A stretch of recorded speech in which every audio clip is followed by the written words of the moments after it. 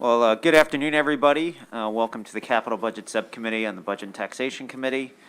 We had very important bill hearings today, so that's why we are a little delayed with this Capital Budget Subcommittee.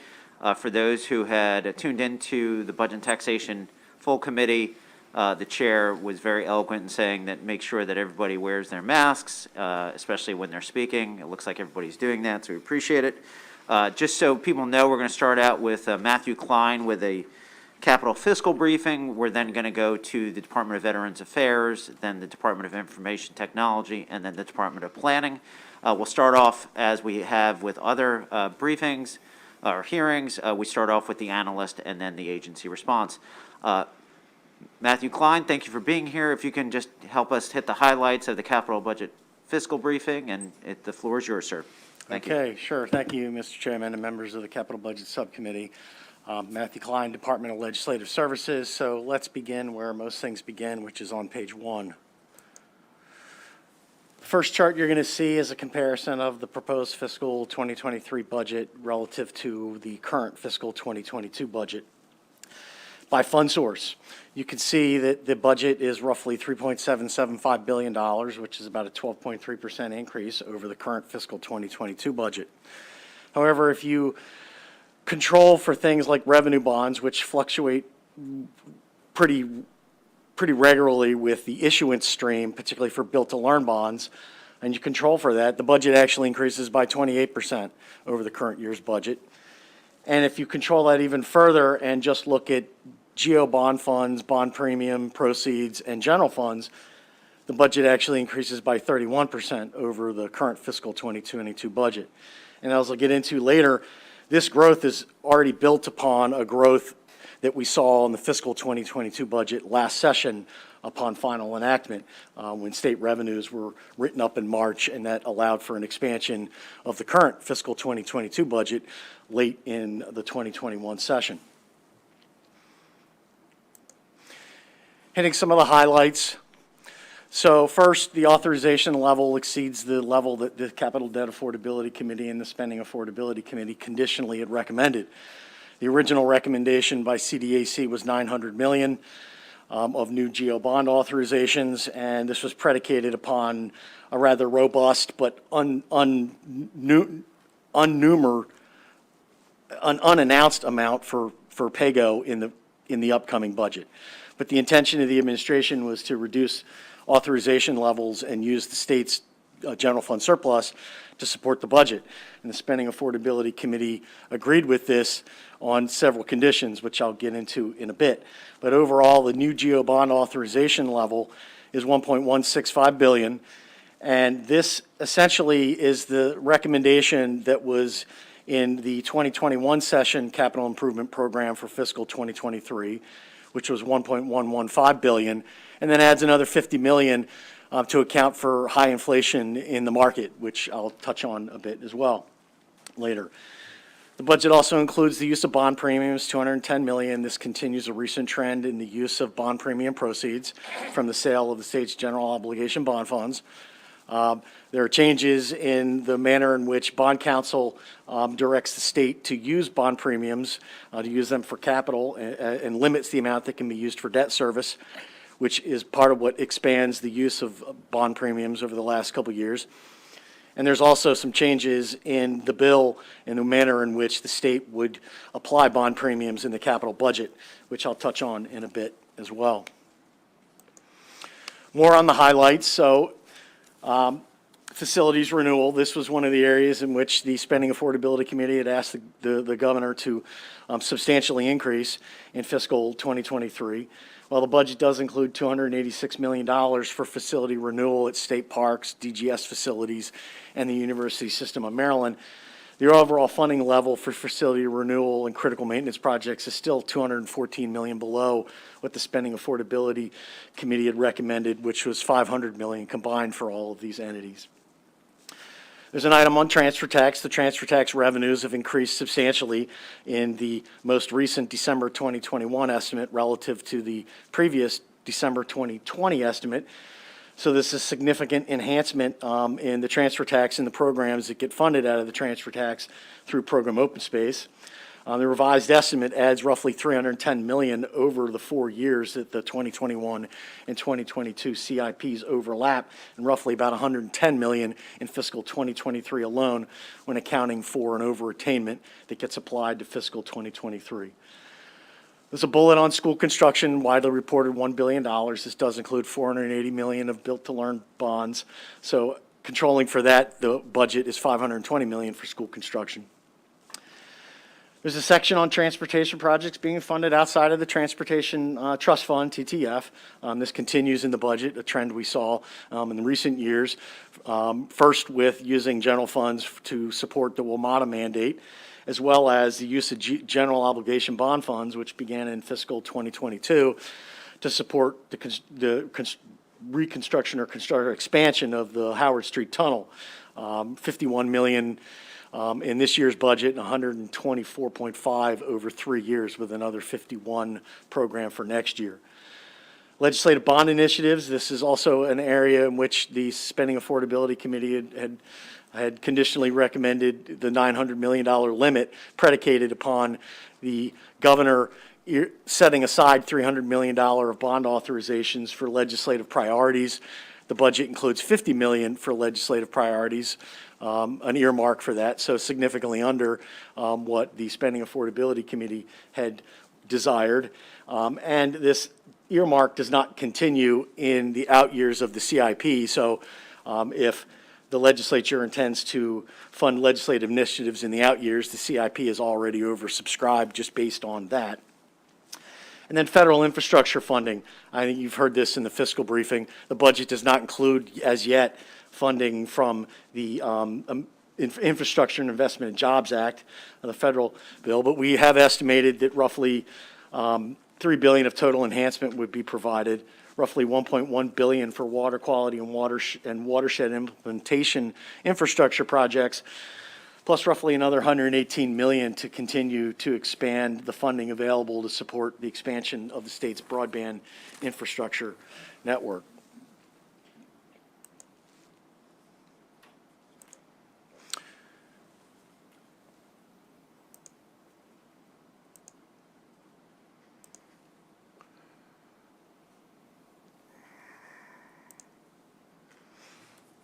All right, well, I don't think my bookmark is good, so I'm just going to scroll down here.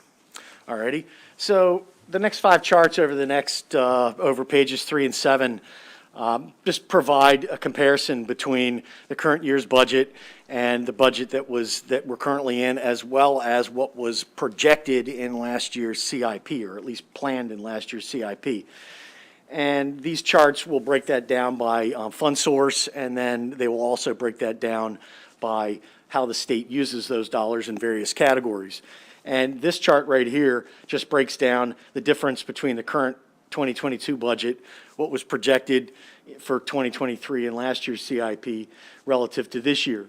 And overall, the budget increases by $412 million relative to 2022. But again, I had already indicated that the current year's budget was already expanded late last session. Relative to the CIP, the budget goes up by $1.4 billion, or 61% relative to what was planned.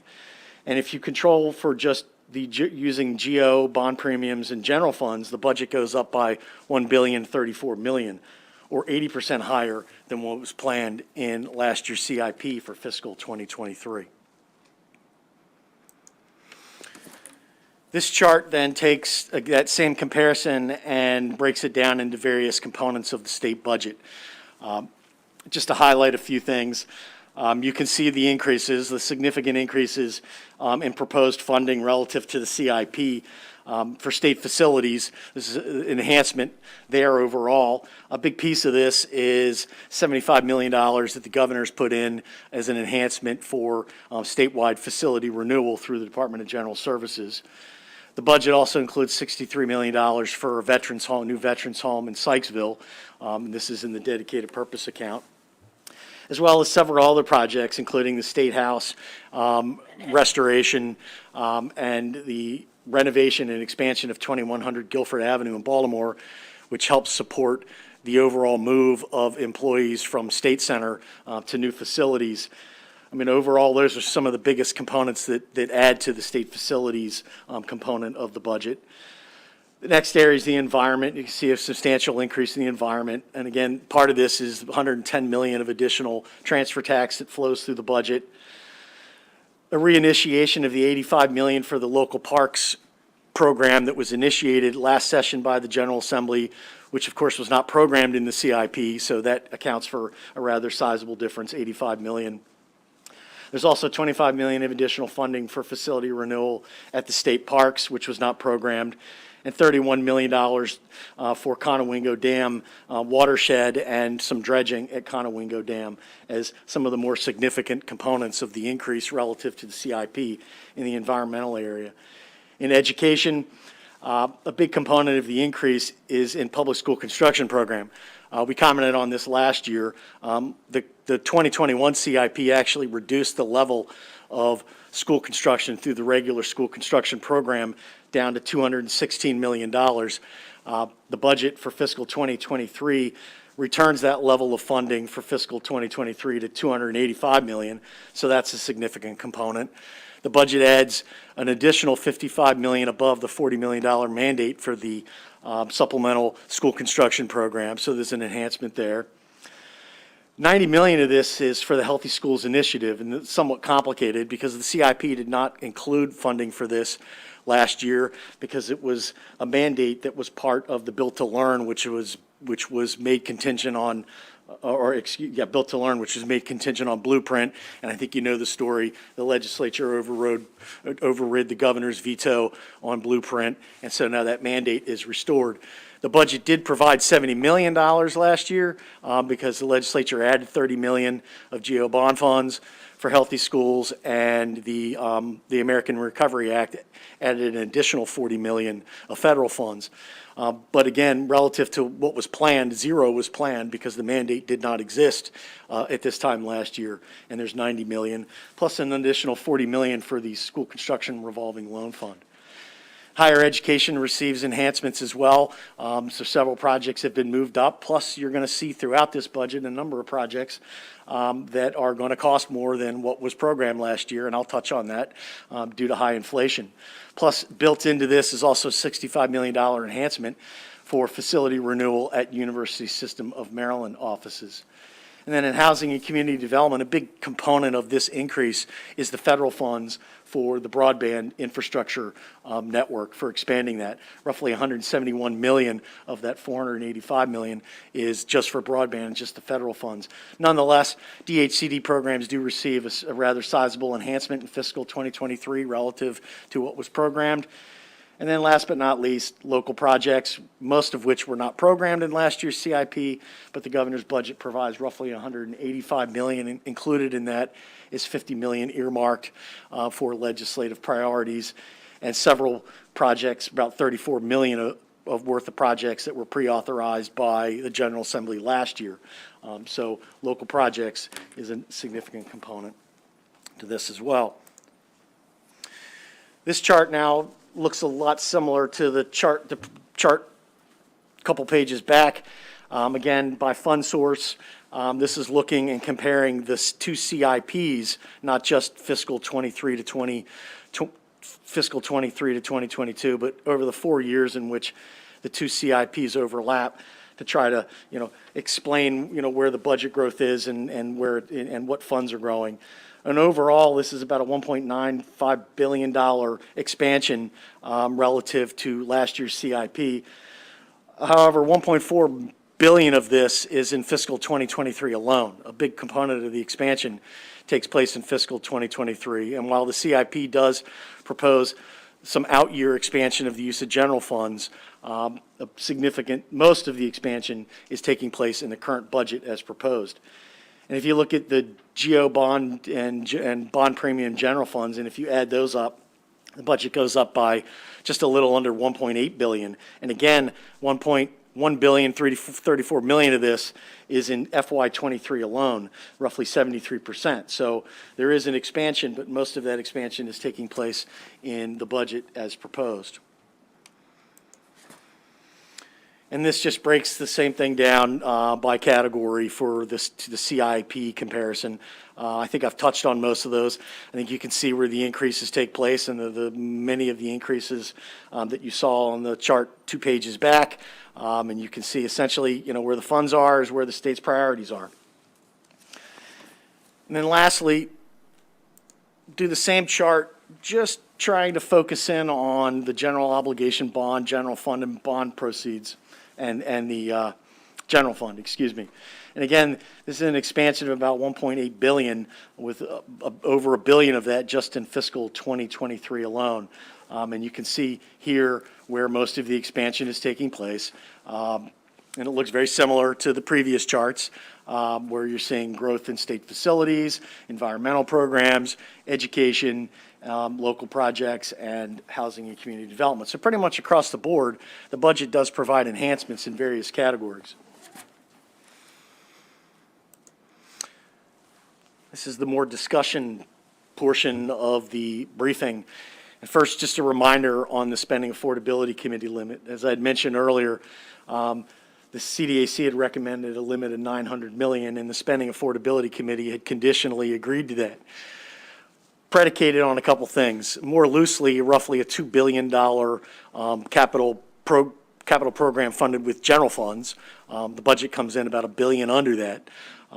But also conditioned upon the governor funding some priorities of the legislature. And as I've already mentioned, a set aside for legislative priorities, $50 million versus the $300 million that the Spending Affordability Committee recommendation had asked for. Facility renewal, overall $500 million between higher ed and DGS and state parks. And the budget provides roughly $136 million for university systems. So there is an expansion in that. The $65 million in the dedicated purpose account, which I'll touch on in a bit, is a portion of that.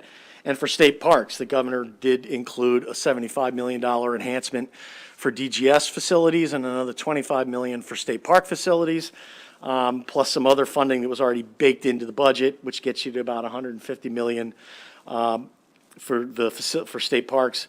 And DGS facilities, but it is still $150 million under the $300 million that the legislature had asked for.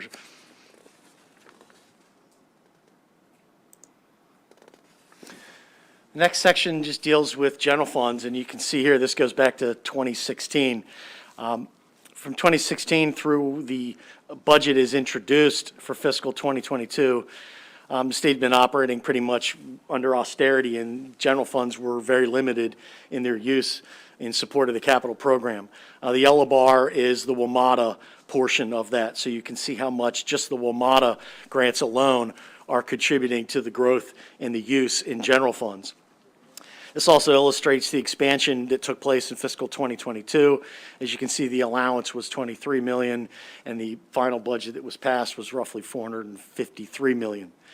And again, this expansion continues into 2023, sizable expansion, but is modified somewhat in the out years from 24 to 27, on average about $440 million, of which 167 of that would fund the WMATA grants. There's some observations that the Department of Legislative Services makes with respect to this. Overall, the administration's plan to spend more than $400 million annually on PAYGO from fiscal 25 to 27 is supported in part by withdrawing $300 million each year from the rainy day fund, and there's some implications to this. First, there's going to be a lot of ideas on how to spend the money that the governor's put in the rainy day fund, part of the state's budget surplus. This potentially, if those ideas begin to draw down that fund, could potentially leave the state's capital program overcommitted, in the out years if those general funds are not available, because they are now baked in to the CIP. So that potentially could require a contraction of the capital program if those funds in the rainy day fund supporting the out year general fund use for capital are not available. It also establishes a precedent for using the rainy day fund to support capital projects rather than to mitigate the impact of modest revenue shortfalls or a recession. and it illustrates the potential benefit of the General Assembly establishing some general principles for when and how to withdraw from the rainy day fund.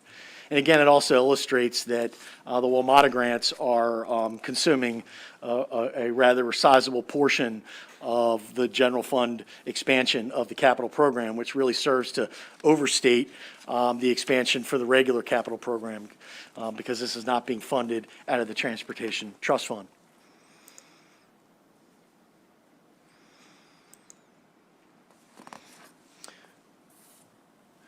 The next chart is just a reminder, an illustration of what the governor has done with a significant portion of the general funds in the budget. He has placed $430 million of that in the dedicated purpose account.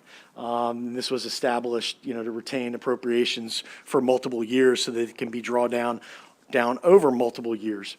And there's some advantages to this because some of these initiatives, save for the WMATA grants, some of these initiatives, it will take time for the agencies to begin to draw these funds down, and it also gives an opportunity for the Department of Budget Management to have better scrutiny over how those funds will be used, because it will require budget amendments to withdraw those funds from the rainy day fund, save for the WMATA grant, where there's language that allows for that transfer once the budget, is effective on July 1.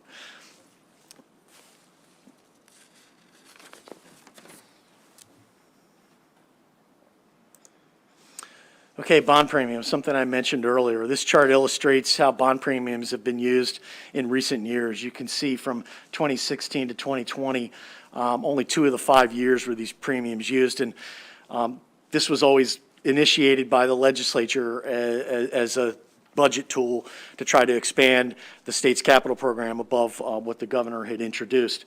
But more recently, you can see from 2021 through the proposed budget for 2023, the state continues to use bond premiums, and a big piece of this is a change in bond counsel's advice on how bond premiums can be used, limiting the amount that can be used for debt service and requiring that those funds be used for capital projects as long as the state is issuing debt in a manner that would produce bond premiums.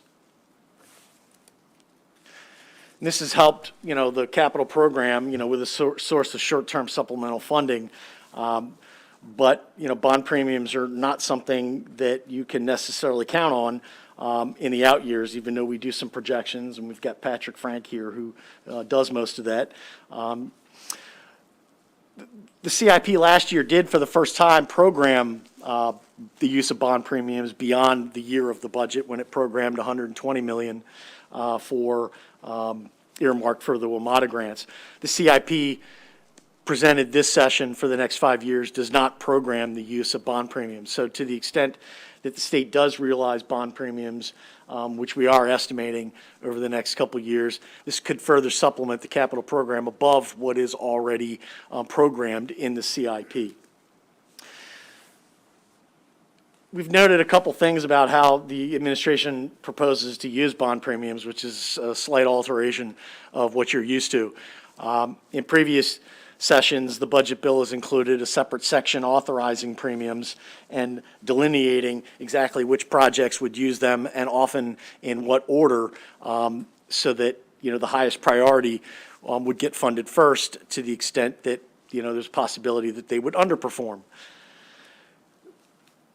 The budget has introduced changes that and produces a budget where all of the premiums are essentially just bond proceeds, just like the par value of the bonds that we would issue, and funds the projects in the budget without any delineation of bond premiums. And there's some advantages to this.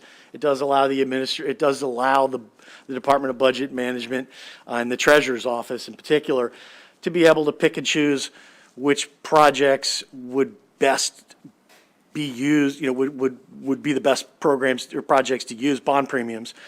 because there are expectations that those proceeds be used on a more expeditious manner. And so this would allow some flexibility for the state treasurer's office to immediately apply, on a cash flow basis and spend down the bond premiums quicker so that we're not retaining bond premiums, which can cause some issues with the bond issuances themselves from which the premiums were derived. It does, however, invite some discussion about what happens if the bond premiums underperform. Would this result in the need to authorize additional funds in the out years potentially, or potentially later year bond premiums, like the next year's bond premiums? A portion of that would then need to be used to cover the previous year's expectation of total bond premium GO authorizations. So there is some flexibility that's built into that. It's something to watch, and Patrick and I and my bosses are continuing to have discussions about the implications of this. Something you heard in the spending affordability process from our office is tracking what's happening with construction inflation. I think, it's the last couple of years, the impact of COVID has changed the supply chain and overall has contracted the supply of laborers to be able to support the projects that are out on the market. And overall, construction has increased on a year-over-year basis by almost 10% and 17% in calendar 2020 and 2020 alone. Now, the state goes through a rather extensive process to try to ensure that projects receive a proper authorization, but as you know, you're often authorizing projects long in advance of when those projects go to bid. So the state has a very extensive process for trying to refine that. But, we don't always hit the mark. And as you'll see in this budget, many of these projects that were programmed for funding last year, for funding in last year's CIP for this year, are going to require more money than what was projected last year to account for the higher than expected inflation. And as I said earlier, the budget does provide an additional $50 million of GO bond authorizations to try to help cover that. But this may still not be enough. Even projects that are being cash flowed, where some of them we have an idea based on contracts that have already been executed, many of the larger projects are funded on a cash flow basis and are bid in various bid packages. And even some of them that are underway still have some sizable bid packages that have not gone to market yet. And they may still face, being underfunded to fund the contracts. And there's a little discussion also on, how the state has applied an escalation factor, which is a normal process for estimating projects. And they've set that escalation factor at 5% for the next calendar year, which, based on where inflation is going right now, could be lower than what the state actually experiences when they go to the market. And to try to help illustrate that, this is an index that shows on a month-to-month basis since January of 2020 for the Baltimore region where the inflation index has gone. And it peaked in roughly September of 2021, and we saw some signs that, hey, maybe this was going to settle out. But it has crept back up again in the last month of calendar 2021 and through January of 2022. So it's something to keep track of for next year if projects come in, underfunded relative to what the expectations were when you guys are setting those budgets in the current budget year.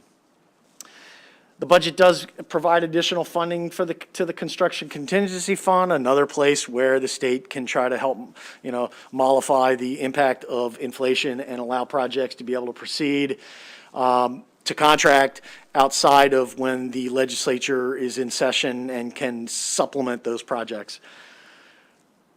There's language that allows for this fund balance to exceed current limits. The current limit is 1.25% of the capital to Dell affordability level. The 5 million would set the balance at roughly 13.8, and there's language allowing for that. So this is another source, but it's a relatively small source when you consider how much is going to the market. You've got many projects in excess of $100 million. It does not take much to miss the mark on the estimate, and the construction contingency fund's not really set up to handle that kind of a difference should that arise. Next couple pages just talk about the expanding capital program and potentially, more impact on what that's going to do to the market. I've already talked to you a little bit about, what the state's, 5-year plan is going to do. A couple $1 billion more of spending is proposed over the next, 5 years relative to last session. That's only part of the expansion. The American Recovery and Relief Act provided another $247 million earmarked for capital expenditures, which the state has used for the Healthy Schools Initiative and for broadband principally. And previously mentioned, the Federal Infrastructure Act would provide potentially 118 or so million for, again, further expansion of broadband, and roughly 1.1 billion for water and wastewater projects, including, the watershed implementation plan for the Bay. So that's more expansion. That's more money that's, going into the market, trying to chase, essentially the same number of contractors, which is going to strain, the supply chain and strain the labor market. But the state has also been expanding the capital program through revenue bonds through the Stadium Authority. The biggest pieces of those are the 21st Century Program for Baltimore City and Built to Learn, but there's also been a few other places that the state has authorized revenue bonds. I mean, overall, the General Assembly has authorized over $3.7 billion since 2013, further expansion of the capital program. And there are proposals to expand that even further from the Stadium Authority to do expansions of the stadium complexes at Camden Yards, both football and baseball, as well as the surrounding areas, as well as a proposal to allow the Stadium Authority to issue bonds to do minor league stadiums throughout the state. And all of these, or many of these, are using lottery proceeds and securitizing the stream of lottery proceeds to the state. And as it stands now, the state has not counted these as state debt, although I believe Moody's Investment Services does consider this when they're looking at our state debt and how much state debt we have. So there's some, so that's something to consider. But also the lottery proceeds, when they're diverted from the lottery, otherwise they'd go to the general fund, that does indirectly affect the affordability ratios because you're taking money out of the denominator. While we're well within our limits right now, things could change, and all of this debt that has been, issued could have some impact on our affordability ratios should, there be changes in how these are being scored. But the bigger piece of this is how much this is just contributing in spending overall in the market, and what that, what impact all of these things might have collectively, and potentially overheating the construction market overall. And it's just something to keep track of. The next section just deals with something I'd mentioned earlier, the Howard Street Tunnel and WMATA grants. I won't belabor the point. There's a couple charts on pages 16 and 17. One deals with the current cash flow projections for the Howard Street Tunnel, which the state would obligate roughly $124.5 million. And this schedule has slipped over the last couple of years, but this is, and I understand in talking to Transportation that they will have yet another revised cash flow at the end of February. But this underscores, the impact that funding transportation projects outside of their normal place of being funded and the impact that has on the budget. So too with the WMATA grants, and this just shows how the WMATA grants have been funded. Green representing general funds, the orange representing funds from transportation, and blue being bond premiums. So ostensibly, the state has been funding and is proposed to fund the WMATA grants outside of the transportation program.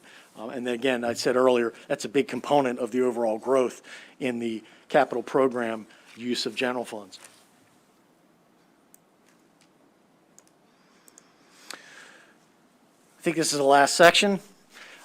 Transfer tax, as I mentioned earlier, the transfer tax revenue estimate from December is substantially larger than what was projected last year, at roughly $310 million over the next 4 years, and potentially could add even more in FY23 if the current estimated 71.3 overattainment in 2022 gets applied to fiscal 2024. So it potentially could be even larger, but we won't know what that final number is until the revenues, get finalized. But at least based on the December estimate, the fiscal 2022 estimate is 71 million more than it was estimated a year prior. So this allows for some expansion of the programs funded with program open space, and this chart attempts to show the differences. This only is the transfer tax. It does not include the program open space repayment. This is just meant to show the impact that the additional revenues flowing through the transfer tax formula would have on each of the individual programs based on the current formula.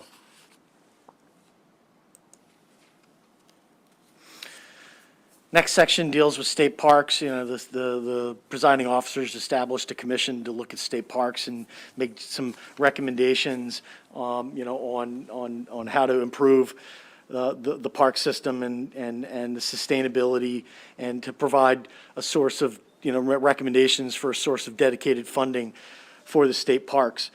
And this just compares some of the bigger pieces in 23 relative to 2022. And the increase is not that much relative to 2022, and part of that's because the legislature made enhancements in the current year's budget. The first item, critical maintenance, and the governor's budget provides the $25 million in the dedicated purpose account plus another $12 million in special funds. And this compares to $23 million in 2022, but keep in mind the legislature fenced off money in the dedicated purpose account to begin the expansion of the funding for the state park for facility renewal in 2022. I think it was set at $6 million, so it was a rather sizable increase. So, if you compare it to the current year's budget, it doesn't look like all that much because you guys are already been making efforts in the budget that's ongoing right now to make those enhancements. And that's also with the $85 million, which you see under the first line item for local parks. The governor has reinitiated that. It was not part of the CIP. But again, this is something that the legislature provided an enhancement for in last year's budget. So, while there is an enhancement relative to what the legislature's been doing, that enhancement is rather small. And then last is a chart that shows what's going on with the transfer tax repayment plan. I do know that as introduced, Senate Bill 541 would alter this repayment plan to essentially take the funding from fiscal 2024 through 2031, roughly $144 million, and use roughly $106 million of that to support projects that the bill would delineate, or to support depositing these funds into newly established special funds. This still leaves $30.5 million in the dedicated purpose account for fiscal 2023, which the committees may wish to modify, much like they've done the last two sessions, to change the priorities upon which those funds are to be distributed. The distribution that the governor proposes is essentially the distribution as if those funds had gone through the formula. So each of the normal entities that would receive program open space funds would receive a proportionate share of those funds in the dedicated purpose account.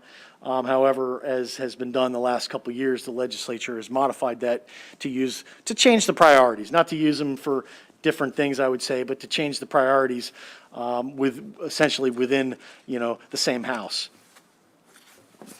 The rest of this document's appendices, and I am going to forego talking about those.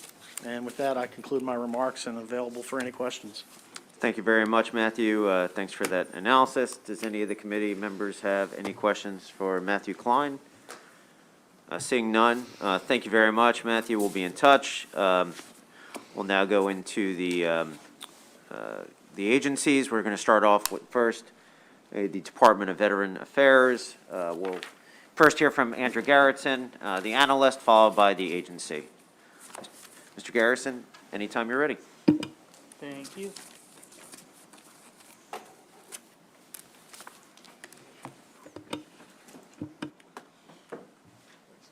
All right. Good afternoon, members of the subcommittee. We have the Department of Veterans Affairs capital budget in front of you today. And the only project we're going to be talking about is the new state veterans home that is getting $63 million in the dedicated purpose account this year. And what makes that interesting is that it gives them a little bit longer to spend those dollars amount out. They'll have until fiscal 27 to use all that. And the remaining funding that we're anticipating for this project is all federal funds, and you can see that on the screen in front of you here in that second line in the second table. This is going to be a project that DLS is concurring with the governor's allowance. That concludes my remarks. I'll be happy to take any questions. Thank you very much for that very thorough and fantastic analysis. Any questions from the committee members? If not, Mr. Secretary, come on up. I think as you saw from the analyst, we love these projects, but we also love brevity. So if you want to, please, but if you want to introduce your team. With you today, I have with me Deputy Secretary Bob Finn and the Administrator of Finance and Administration, Pete Pantzer. Mr. Secretary, if you, I love you standing, but we can't hear you through the mic, so just make sure that I'm people at home- sorry, did you get the introductions? I think we did, yes, sir. Okay, as I Please. sat back here, Mr. Chairman, very succinctly, I look out and I'm reminisce with having served with Senator Griffith and Senator Eckert, Senator King, Senator Edwards. In fact, you and Senator Elford are the only two I never served with. Having left the House after 17 years as the majority whip, one of my pursuits when Governor Ehrlich gave me this position that many years ago was a second veterans home. And over the course of, 3 governors now, that pursuit has been with me forever. I'm happy to say that the governor this time around put money into the state funds into a dedicated purpose account. And the reason I want to say that's important is simply this. The VA will not even entertain a second home with IOUs. We promise to give you the money, when we get to that point. The money has to be there, allocated, and ready to go. And so, because of that, we've arrived at that stage, and it's in the twilight of my years here, in probably both the legislature and in life, it's going to be a warm feeling to know that this is going to move forward. So we concur with the governor's budget. I think, and I want to thank Andrew for his succinct and very thorough evaluation of that budget. For us, I can't add anything else to it except this. I want to thank Secretary Robert Green from the Department of Public Safety and Corrections because he gave us the land. We did not have to go buy the land, 144 acres up in Sykesville, and we're on a roll. Deputy Secretary Finn here, in concert with former Home Director Sharon Murphy, who retired after 37 years last year, are working very closely together on this second home, and so that's the sum total of the testimony. Thank you very much, Mr. Secretary. Senator Elfreth. Thank you, Mr. Chair. Thank you, Mr. Secretary. This is an incredible project. How many beds will it provide? I see Charlotte Hall has 450. What will this new facility provide? Well, Senator, actually, Charlotte Hall is the third largest in the nation. It's a former military school, as you know, 454 beds. 10 beds are set aside for COVID patients, leaving the 444 beds. But Deputy Secretary Finn is working very closely with, as I said, the former Homes Director, Sharon Murphy, and I'm going to let the Deputy Secretary Finn answer that. That answers 128, Senator. Okay, 128. And do we have any idea of the estimated need beyond? Yes, sir. The federal need now is 644 Okay, needs. Beds were short. okay. What else were you going to include Chart Hall? So that's only basically 20% of the unmet need. Okay. Thank you So very we much. still have a ways to go. Thank you, Mr. Chair. Thank you, Senator Edwards.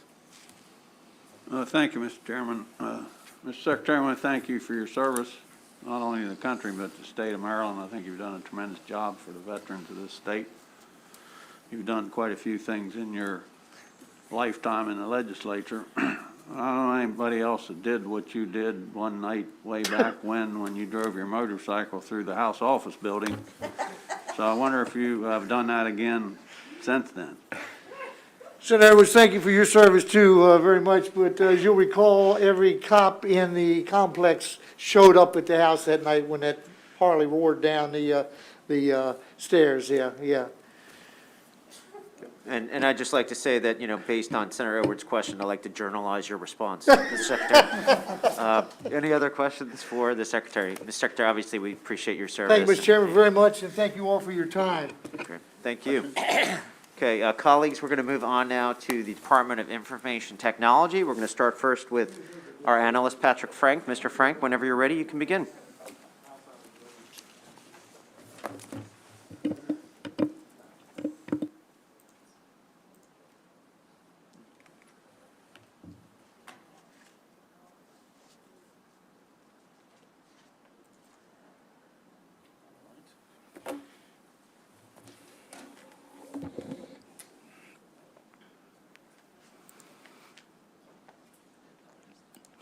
All right, I will also be brief. I'll start with, on the first page, the budget this year is $13.1 million in general obligation bonds.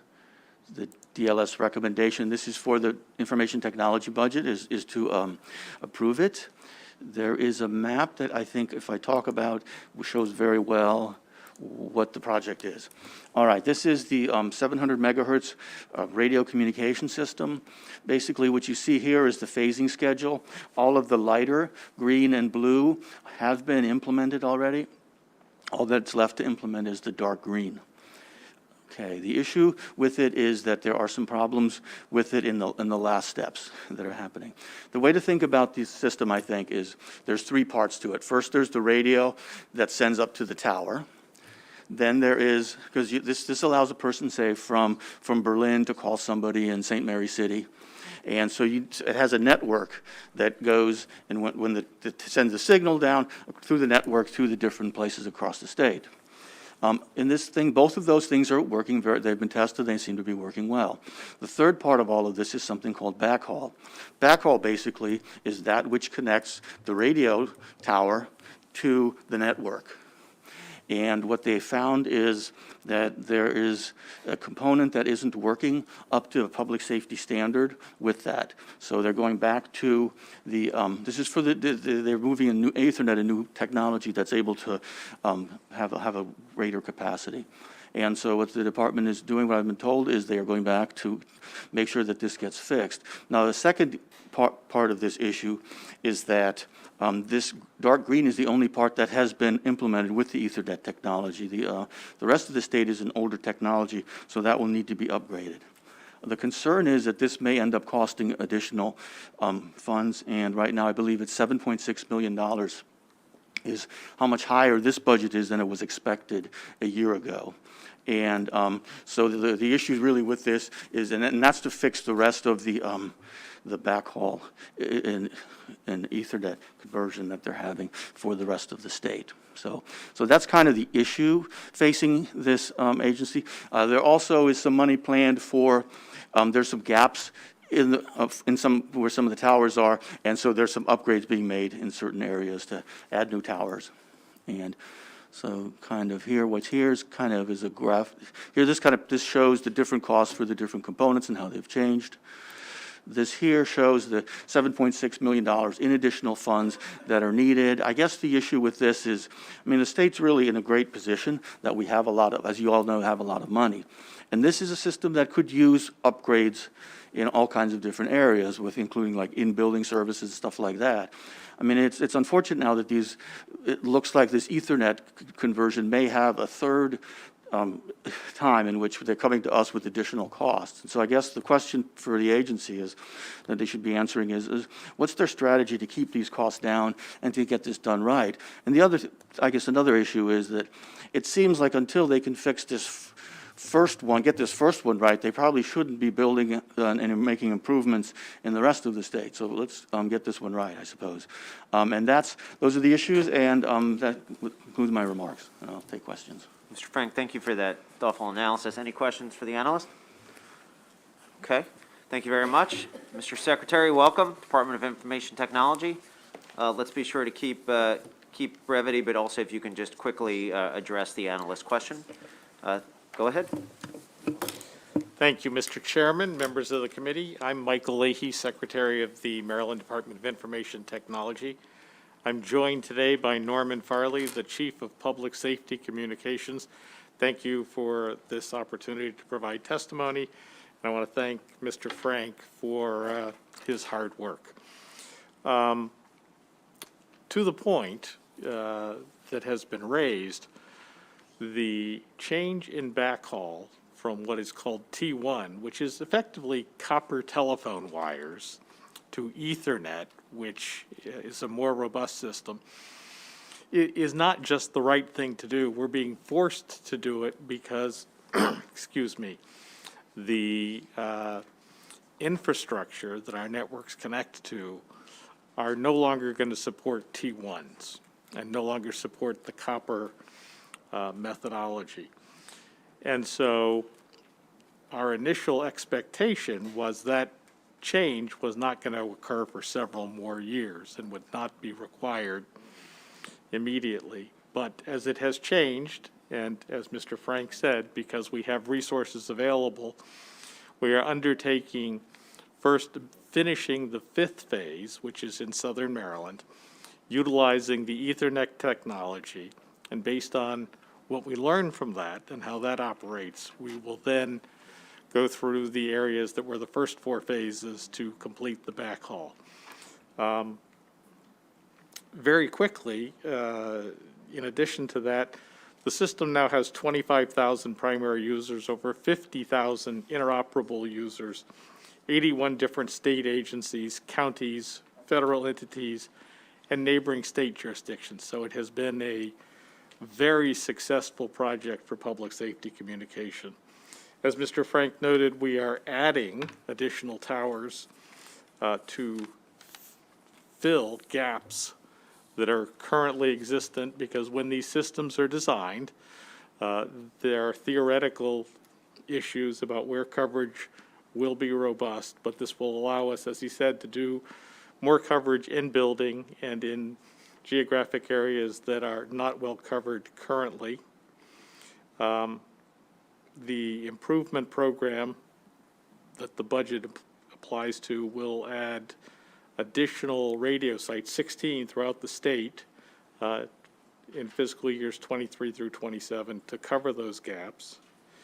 And I think that pretty much covers it. I'm happy to answer any questions you might have for me or for Mr. Farley. Any questions for the Secretary?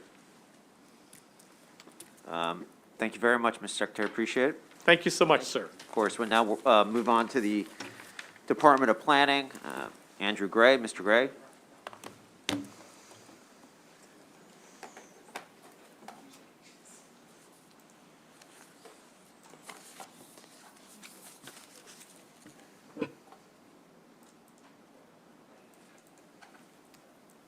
You're on. Page there, you see the Maryland Department of Planning capital budget. In terms of the state-owned components there, the 2 projects, Maryland Archaeological Conservation Laboratory Expansion and Renovation Project, $3.5 million, around $100,000 for the Patterson Center renovations. Then you also see funding there in the PAYGO component of the projects, as well as the Historic Revitalization Tax Credit Program and the other programs noted there. Big change here is a $9 million to $12 million change in funding for the Historic Revitalization Tax Credit Program due to legislation last year passed by the General Assembly. This steals a lot of the wind out of my presentation here. A lot of recommended actions are to approve basically everything reflected here. But since I have you, we will go through the projects briefly. Maryland Archaeological Conservation Laboratory Expansion and Renovation projects increased from $10.2 million to around $13 million between the 2020 CIP and the 2022 CIP. You're seeing only a $1.5 million increase, but the project has increased in cost. Design delays then lead to construction delays, which then increases the overall costs. What you're actually seeing then, in terms of the future year funding, is a pre-authorization of $8 million for fiscal '24 in order to complete this project. And that's the exhibit we just looked at. And the recommendation, one of the recommendations we have here is to actually have the agency talk about the delays, what that impacts, how that impacts their collections, because they have a substantial amount of collections. They have funding in the fiscal '23 allowance in order to move those collections. So I just want to talk about now the project being completed in May 2024. What does that mean in terms of their ability to handle those collections? Patterson Center Renovation is the other kind of state-owned project here. The picture here also, situation of delays over a number of years for this particular project. Last funding was projected in fiscal '21. We knew how this funding in fiscal '23 is 124,000 general obligation bonds. And this is really to continue archaeological services contract that has to be continued throughout the entire construction process. Construction has been delayed, so you have to extend the archaeological contract as well for that time period. Updated cost estimate reflects, it looks like around $1.5 million is going to be needed from the construction contingency fund in order to complete funding for this project. In terms of the PAYGO projects, big program change here is the tax credit program. Jump right into it. Chapter 332 of 2021 extended the credit and increased the appropriations to at least $12 million for '23 and fiscal '24. In terms of some of the components here, there was an unfunded liability concern as a result of cost containment actions in recent years. They haven't experienced any problems with that now, and the additional funding might help out with that. There were some staffing concerns as well. They've now converted contractual to a full-time position, so they have 3 regular positions, and it looks like they're improving their reporting turnaround time for permits. In terms of Maryland Historical Trust Revival Loan Fund, $150,000 in general funds, $150,000 in special funds. Usually you see GEO bonds here for capitalization, but the state has the funding available, so it's putting in general funds for that purpose. Not experiencing a lot of demand. There are some concerns, too, about grants being used from this program for Jefferson Patterson Park and Museum. It's allowed use, but that means that money is not revolving. Therefore, the capitalization needs keep going forward. Looking forward, though, it looks like the pandemic, depending on what happens with interest rates, there might be more interest in this program. If the federal, Fed increases interest rates, then you could see more interest coming out of this program. But at this point, there's not a lot of interest reflected. African American Heritage Preservation Grant Program, $1 million flat funding for the program. The summary here reflects the encumbrance of funding. Some older year money still to be expended, but that's understandable based on some of the resources of some of the organizations that have received the funding, and we'll continue to take a look at this. Capital Grant Fund, $600,000 in general obligation bonds.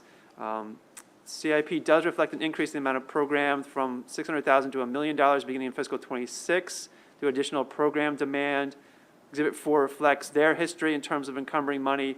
They had not received a lot of money for a number of years, and therefore you don't see a lot of prior year funding. Now they're starting to build up a little bit of funding that needs to be expended. We'll keep taking a look at that as well. Then just a brief exhibit here talking about the tax credit performance in terms of the funding and then how much the private investment in, for commercial properties and residential properties. Unless there are any questions, that concludes the presentation. Any questions for Mr. Gray? Seeing none, thank you very much, Mr. Gray. We'll now call up Secretary of Department of Planning, Secretary McCord.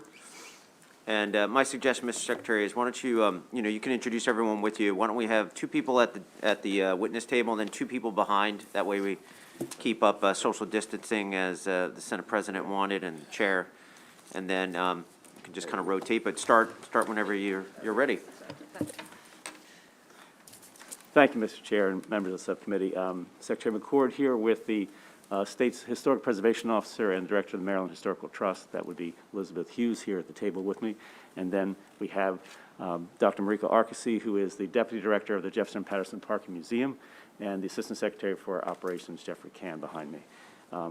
It's easy to say that we like Andrew when we concur with everything he does, but and everything he suggested, but we appreciate Andrew's interest, first of all, and his insight. So his interest has always been a benefit to the Department of Planning. We concur with the DLS recommendations, and we really have 4 facilities items, 2 tax credit items, a grant fund and a loan fund. That's the easy rundown of what's happening, but we will address some of the things that Andrew brought up, and I'll just turn it over to the Sure. So to the one question that Andrew posed, has to do with the Mac Lab and how soon will it be full? This has been a question that's come up for a couple of years, and it's been sort of a moving target as collections have been promised and have met up with various delays, or new collections are coming to us and they're a surprise, and we need to take them. So I think we're at a point now where it's pretty clear that by the end of this calendar year, we really are going to be full. We have space for 550 boxes for storage of collections left, and we're anticipating 689 boxes of materials coming to us by the end of the year. So we feel quite confident now. You know, we have been trying to rehouse materials to conserve space and reduce the amount of space that the existing collection takes up. But we're at a point now where we can't really do anything more, and we will be full by the end of the year. So construction delays would be a concern. We would not be able to continue to accept collections. I'll say DGS has been a very good partner in working with us through this process, and we appreciate their help. Any other things? Unless you have any other questions. No, I was just waiting if anyone else had anything to say other than that. Any questions from the subcommittee? Seeing none, thank you very much, Mr. Secretary. Thank you very much, committee members. That concludes today's budget hearings, Capital Budget Subcommittee. Thank you very much. We're adjourned.